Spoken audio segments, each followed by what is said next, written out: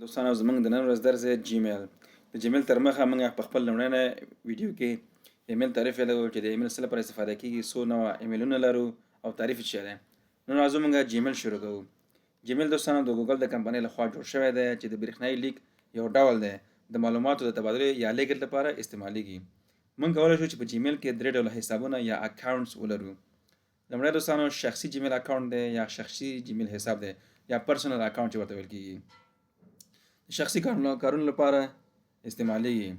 لکه فر مثال کله چې ته شخصي جیمیل جوړوي، ګوګل اداره تاسو ته 15 جی بي وړیا سپیس یا میموري درکوي او د هغې څخه کولی شئ تاسو په ګوګل ډرایو کې استفاده وکړئ، خپل معلومات هلته سیف کړئ. ګوګل ډرایو یو جدا موضوع ده دوستانو. بل کولی شئ تاسو چې کله شخصي جیمیل اکاونټ ولرئ، یوټیوب نه استفاده کولی شئ، یوټیوب کې لاګین کېدلی شي او د یوټیوب د عناوینو څخه یا په هغې کې چې کوم موضوعات دي استفاده ترې نه کولی شئ.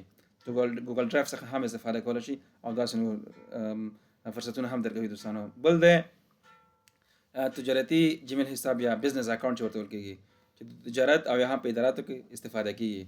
لکه د جیمیل دلته لکه @gmail.com په ځای ستاسو د کمپنۍ نوم راځي او دلته به ستاسو نوم راځي دوستانو. د 13 جی بي ځای څخه نیولی یا سپیس یا میموري څخه نیول تر نامحدوده پورې تاسو ته په هغې کې سپیس یا میموري درکوي دوستانو، چې د هغې څخه بیا هم تاسو کولی شئ په ګوګل ډرایو په شکل باندې استفاده وکړئ. دریم دی دوستانو د جیمیل حساب د ماشومانو د حساب لپاره، چې د ماشومانو لپاره چې مور او پلار به دا حساب څاري یا به کنټرولوي، د ګوګل فیملی لینک په واسطه یې مور او پلار اداره کولی شي، د هر څه لپاره یې استفاده کولی نه شي. لکه ځینې محدودیتونه ریسټرکټس به ولري.